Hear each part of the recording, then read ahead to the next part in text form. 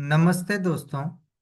मेरा नाम संजय है और आज हम कक्षा 9वीं के रसायन विज्ञान का अध्याय नंबर 4 जो कि है परमाणु की संरचना पार्ट 3 के विषय में अध्ययन करेंगे। इस वीडियो में हम रदरफोर्ड के परमाणु मॉडल को समझने का प्रयास करेंगे। रदरफोर्ड का परमाणु मॉडल। अर्नेस्ट रदरफोर्ड यह जानने के इच्छुक थे कि इलेक्ट्रॉन परमाणु के भीतर कैसे व्यवस्थित हैं। उन्होंने एक प्रयोग किया। इस प्रयोग में तेज गति से चल रहे अल्फा कणों को सोने की पन्नी पर टकराया।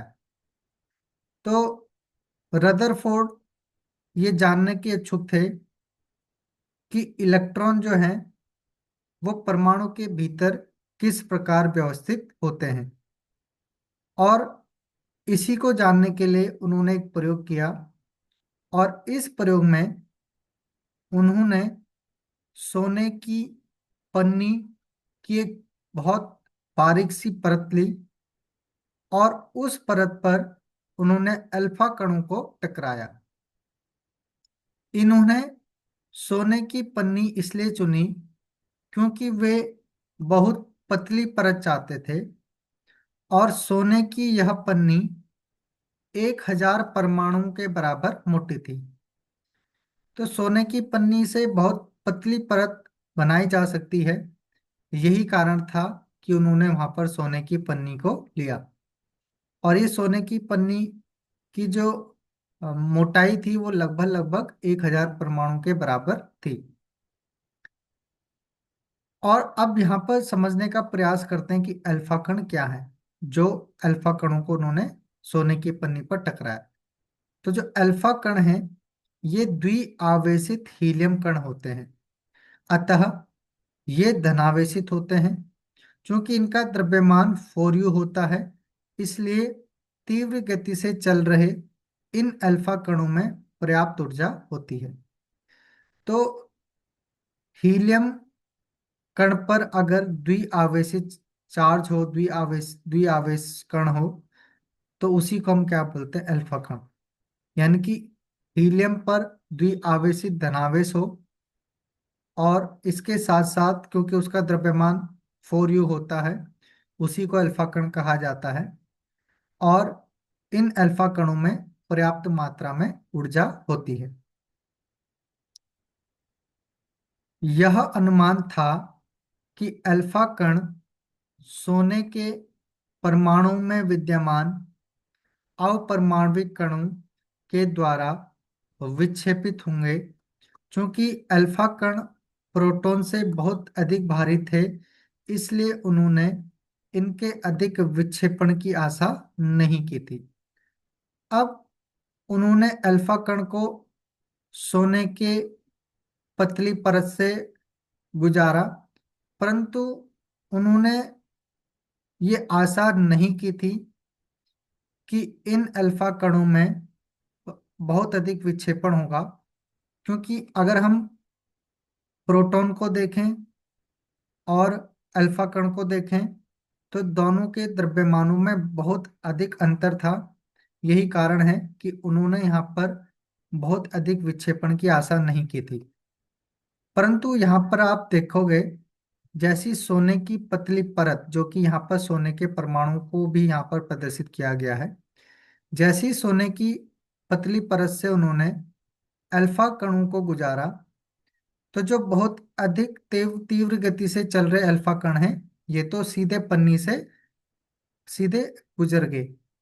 परंतु कुछ अल्फा कण ऐसे थे जिनमें यहाँ पर छोटे कोण से यहाँ पर विक्षेपण देखने को मिल रहा है। यानी कि अल्फा कणों में यहाँ पर विक्षेपण देखने को मिल रहा है। लेकिन अल्फा कण प्रकीर्णन प्रयोग ने आशा के बिल्कुल विपरीत परिणाम दिया। इससे निम्नलिखित परिणाम मिले, जिसमें पहला परिणाम ये मिला कि तेज गति से चल रहे अधिकतर अल्फा कण सोने की पन्नी से सीधे निकल गए। तो पहला जो परिणाम मिला ये मिला कि ज्यादातर जो अल्फा कण थे जो कि बहुत तेज गति से चल रहे थे वो सोने की पन्नी से सीधे गुजर गए, यानी कि उसमें कोई भी विक्षेपण देखने को नहीं मिला। परंतु कुछ अल्फा कण पन्नी के द्वारा बहुत छोटे कोण से विक्षेपित हो गए। तो कुछ अल्फा कण ऐसे थे कि जो बहुत छोटे कोण से विक्षेपित हो रहे थे। और आश्चर्यजनक बात यह थी कि प्रत्येक 12,000 कणों में से एक कण वापस आ गया। तो 12,000 कणों में से उनमें से एक कण हर बार क्या आ रहा था, वापस आ रहा था। अब रदरफोर्ड के अनुसार यह परिणाम उसी प्रकार अविश्वसनीय था जैसे अगर आप एक 15 इंच तोप के गोले को टिश्यू पेपर के टुकड़े पर मारते हैं और वह लौटकर आपको ही चोट पहुंचाता है। अब ये बात क्यों कही उन्होंने? ये बात कहने का कारण ये था कि प्रोटॉन और हीलियम दोनों के द्रव्यमानों में बहुत ज्यादा अंतर देखने को मिलता है। परंतु इसके बाद भी जो 12,000 कणों में से एक हीलियम कण जो है वो वापस आया था। और इसी कारण इन्होंने ये तुलना करी कि 15 इंच के तोप के गोले को अगर टिश्यू पेपर के टुकड़े पर मारते हैं तो वह लौटकर वापस आपको ही चोट पहुंचाता है, क्योंकि हमने इतने भारी हीलियम परमाणु को प्रोटॉन से जैसी परमाणु से गुजारा तो परमाणु के किसी छोटे प्रोटॉन से टकराकर वापस आ गया। 12,000 में से एक कण आया लेकिन वो वापस आ गया। तो इसी कारण उन्होंने यहाँ पर ये तुलना की है। अर्नेस्ट रदरफोर्ड का जन्म 30 अगस्त 1871 में स्प्रिंग ग्रोव में हुआ। उनको नाभिकीय भौतिकी का जनक माना जाता था। रेडियोधर्मिता पर अपने योगदान और सोने की पन्नी के द्वारा परमाणु के नाभिक की खोज के लिए वे बहुत प्रसिद्ध हुए और 1908 में उन्हें नोबेल पुरस्कार मिला। तो जन्म इनका 30 अगस्त 1871 में हुआ और इन्हीं को नाभिकीय भौतिकी का जनक माना जाता है। इन्होंने रेडियोधर्मिता पर अपने योगदान और सोने की पन्नी द्वारा परमाणु के नाभिक की खोज की और जिसके कारण ये बहुत अधिक प्रसिद्ध हुए। और इसी के कारण सन 1908 में इनको नोबेल पुरस्कार मिला। इस प्रयोग के निष्कर्ष को समझने के लिए खुले मैदान में एक क्रियाकलाप करते हैं। मान लें कि एक बच्चा अपनी आंखों को बंद किए हुए एक दीवार के सामने खड़ा है। उसे दीवार पर कुछ दूरी से पत्थर फेंकने को कहें। प्रत्येक पत्थर दीवार से टकराने के साथ ही वह एक आवाज सुनेगा। अगर वह इसे 10 बार दोहराएगा तो वह 10 बार आवाज सुनेगा। तो इसको हम एक क्रियाकलाप से समझने का प्रयास करते हैं।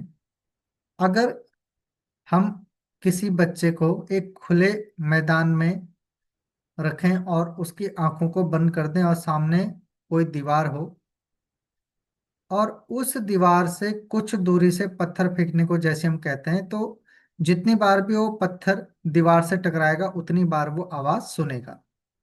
अगर 10 बार वो पत्थर फेंकेगा तो 10 बार ही वो आवाज सुनेगा। लेकिन जब आंख बंद किए हुए बच्चा तार से घिरी हुई चार दीवारी पर पत्थर फेंकेगा तो अधिकतर पत्थर उस घेरे से नहीं टकराएंगे। यानी कि अगर चार बहुत इस तरीके के से दीवार है तार की, तो ज्यादातर पत्थर जो है इस तार से वापस चले जाएगा, यानी कि टकराएगा नहीं, अंदर से वो पार कर जाएगा। और इसके साथ साथ कोई आवाज भी नहीं सुनाई पड़ेगी, क्योंकि घेरे के बीच में बहुत सारे खाली स्थान हैं जिनके बीच से पत्थर निकल जाएगा। तो इस तरीके से बहुत सारे घेरे हैं। तो इन घेरे के बीच से ज्यादातर चांसेस है कि ये पत्थर जो है वो घेरे के बीच से निकल जाएगा। बहुत कम ये देखने को मिलेगा कि पत्थर जो है वो इन तार से टकराकर आवाज करे। इसी तर्क के अनुसार अल्फा कण प्रकीर्णन प्रयोग के आधार पर रदरफोर्ड ने निम्न परिणाम निकाले। अब रदरफोर्ड ने अपने परमाणु मॉडल से इन परिणामों को निकाला, जिसमें पहला था कि परमाणु के भीतर का अधिकतर भाग खाली है, क्योंकि अधिकतर अल्फा कण बिना विक्षेपित हुए सोने की पन्नी से बाहर निकल गए। क्योंकि उसने उसके प्रयोग में अधिकतर अल्फा कण जो हैं वो सोने की पन्नी से सीधे चले गए थे। तो इसीलिए उन्होंने निष्कर्ष निकाला कि परमाणु का अधिकतर भाग क्या होता है, खाली होता है। बहुत कम कण अपने मार्ग से विक्षेपित होते हैं, जिससे यह ज्ञात होता है कि परमाणु में धनावेशित भाग बहुत कम है। अब कुछ अल्फा कण ऐसे थे जो कम कोण से विक्षेपित हो रहे थे, तो उन्होंने इससे इस बात का निष्कर्ष निकाला कि परमाणु में धनावेशित भाग होता है, परंतु वो बहुत कम होता है। बहुत कम अल्फा कण 180 डिग्री पर विक्षेपित हुए थे, जिससे यह संकेत मिलता है कि सोने के परमाणु का पूर्ण धनावेशित भाग और द्रव्यमान परमाणु के भीतर बहुत कम आयतन में सीमित होता है। अब लगभग 12,000 अल्फा कण में से एक कण जो है वो 180 डिग्री के कोण पर विक्षेपित हुआ, और जिससे उन्होंने ये निष्कर्ष निकाला कि परमाणु का संपूर्ण धनावेशित भाग और संपूर्ण द्रव्यमान उस परमाणु के भीतर एक बहुत कम आयतन में सीमित होता है। प्राप्त आंकड़ों के आधार पर उन्होंने यह निष्कर्ष निकाला कि नाभिक की त्रिज्या परमाणु की त्रिज्या से 10 की घात 5 गुणा छोटी होती है। तो उन्होंने ये निष्कर्ष निकाला कि जो नाभिक की त्रिज्या है, नाभिक की त्रिज्या नाभिक के परमाणु की त्रिज्या जो है वो 10 की घात 5 गुणा छोटी होती है। यानी कि उन्होंने ये कहा था कि परमाणु के बहुत छोटे से भाग में उसका धनावेश और संपूर्ण द्रव्यमान होता है। और उन्होंने इसी नाभिक की जो त्रिज्या है वो परमाणु की त्रिज्या से 10 की घात 5 गुना छोटी बताई, यानी कि बहुत अधिक छोटी। उन्होंने बताया कि नाभिक जो है बहुत अत्यधिक छोटा है, और वो परमाणु से कितना छोटा है, तो उन्होंने कहा उसकी त्रिज्या जो है वो परमाणु की त्रिज्या से 10 की घात 5 गुना छोटी होती है। अपने प्रयोगों के आधार पर रदरफोर्ड ने परमाणु का नाभिकीय मॉडल प्रस्तुत किया, जिसके अनुसार मुख्य बिंदु उसने वो इस परमाणु मॉडल के बताए। तो अब हम समझते हैं रदरफोर्ड का नाभिकीय मॉडल क्या है। तो नाभिकीय मॉडल में पहला बिंदु उसने ये बताया कि परमाणु का केंद्र धनावेशित होता है, जिसे नाभिक कहा जाता है, और एक परमाणु का लगभग संपूर्ण द्रव्यमान नाभिक में होता है। तो पहला मुख्य बिंदु ये बताया कि परमाणु का केंद्र धनावेशित होता है, और इस धनावेशित केंद्र को ही उन्होंने नाभिक नाम दिया। और परमाणु का लगभग संपूर्ण द्रव्यमान जो है वो नाभिक में ही होता है। इलेक्ट्रॉन नाभिक के चारों ओर वृत्ताकार मार्ग में चक्कर लगाते हैं। अब इलेक्ट्रॉन जो है वो इस नाभिक के चारों ओर वर्तुलाकार मार्ग में चक्कर लगाते हैं। यानी कि इलेक्ट्रॉन जो है वो नाभिक के चारों ओर इस तरीके से चक्कर लगाते हैं वर्तुलाकार मार्ग में। नाभिक का आकार परमाणु के आकार की तुलना में काफी कम होता है। तो नाभिक क्योंकि बहुत छोटा बताया और परमाणु से अत्यधिक छोटा बताया, तो दोनों के आकारों में बहुत अंतर होता है। आज के लिए इस वीडियो में इतना ही।